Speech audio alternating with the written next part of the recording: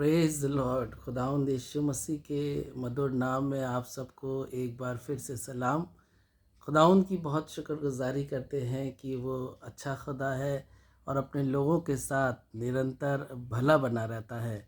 आज के इस दिन में मैं खुदा कलाम से आपसे बात करना चाहता हूँ उस आत्मा के विषय में जिसके विषय में कहा गया कि ये विश्वास का आत्मा है।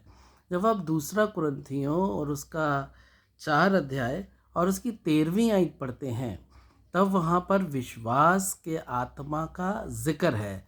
और पौलुस रसूल इस तरह से कहते हैं, वहाँ लिखा है, इसलिए कि हम में वही विश्वास की आत्मा है जिसके विषय में लिखा है, मैंने विश्वास किया इसलिए मैं बोला। अतः हम भी विश्वास करते हैं इसीलिए बोलते हैं। विश्वास के आत्मा का जिक्र है कि ये विश्वास का आत्मा जिसके अंदर होता है वो विश्वास की बातें बोलता है और उसकी ज़िंदगी में एक दिन ऐसा आता है कि उन विश्वास की बातों को वो जो बोल रहा है एक दिन अपनी ज़िंदगी में हाँ और आमीन के साथ पूरा होते हुए देखता है। क्योंकि परमेश्वर का वचन कहता है कि जिसके अंदर ये विश्वास का आत्मा है वो ही दृढ़ता के साथ अंत तक बना रहेगा। जिसके अंदर विश्वास का आत्मा नहीं है अजीज़ों, वो अंत तक मजबूती के साथ मसीही ज़िंदगी में बना नहीं रह सकता है।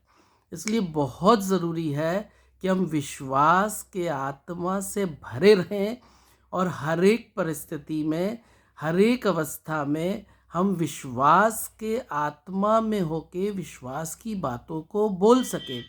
खुदा कलाम में लिखा है कि हमारा परमेश्वर इज़राइलियों को प्रतिज्ञा के मुल्क में जिसका नाम कनान है और जिसे दूध और मधु का देश भी कहते हैं, उस देश में उनको ले जाने की उसने प्रतिज्ञा की। और उसने कहा, मैं तुम्हें मुल्के मऊद में जहाँ दूध और मधु की धाराएं बहती हैं वहाँ पहुँचाऊँगा। और खुदा कलाम में लिखा है इससे पहले कि वो उस देश में पहुँचाए जाए, उससे पहले उन लोगों ने, इज़राइलियों ने भेदियों को, खुदा का कलाम ऐसा बताता है कि उन्होंने भेदियों को भेद लेने के लिए कनान देश में भेजा। और जो भेदिए भेद लेने के लिए गए या वहाँ का हाल जानने के लिए गए, जब वो लौट के आए और उन्होंने जब समाचार दिया तो खुदा का वचन कहता है कि इज़राइली रोने लगे, डरने लगे, कांपने लगे, भयभीत हो गए।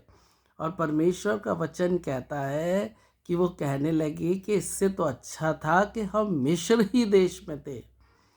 और वो वहाँ जाने से घबराने लगे, क्योंकि जो लोग कनान की खबर लेने के लिए गए थे या कनान का भेद लेने के लिए गए थे, जब वो लौट के आए तो उन्होंने ऐसा समाचार दिया। मालूम क्यों? क्योंकि अजीज़ों, वो अविश्वास की आत्मा से भरे हुए थे। उनके अंदर विश्वास का आत्मा नहीं था।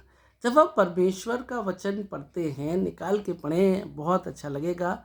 गिनती की पुस्तक और उसका 13वां अध्याय, गिनती की पुस्तक और उसका 13वां अध्याय, और अगर हम उसकी 31 से 33 आयत तक पढ़ें तो वहाँ इस तरह से लिखा हुआ है, पर जो पुरुष उसके संग गए थे उन्होंने कहा, उन लोगों पर चढ़ने की शक्ति हम में नहीं है, क्योंकि वे हमसे बलवान हैं।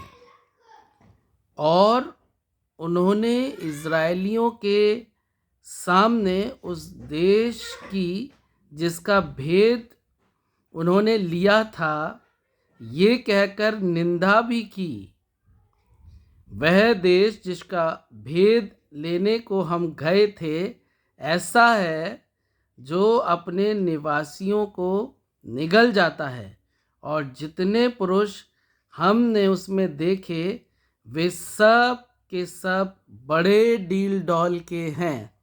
ऐसा समाचार भेदियों ने आके इजरायलियों के बीच में सुनाया कि वो घबराने लगे। और वहाँ लिखा है, फिर हमने वहाँ नपीलों को अर्थात नपीली जाति वाले अनाक वंशियों को देखा और हम अपनी दृष्टि में उनके सामने टिड्डे के समान दिखाई पड़ते थे और ऐसे ही उनकी दृष्टि में मालूम पड़ते थे। और वो कहने लगे कि हम तो उनके सामने टिड्डियों के समान हैं।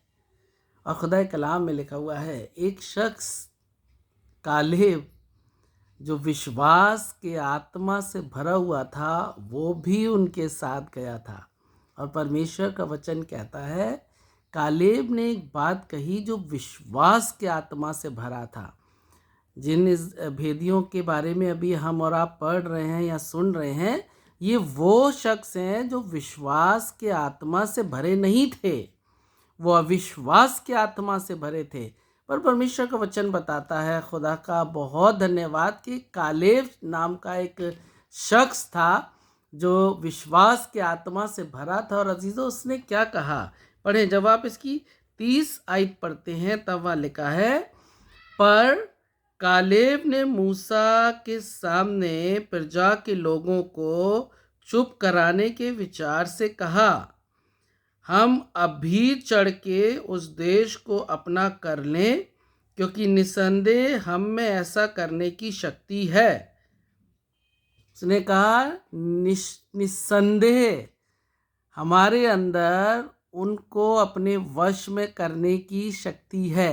कालेब इस बात को कह रहा था क्योंकि कालेब के अंदर विश्वास का आत्मा था।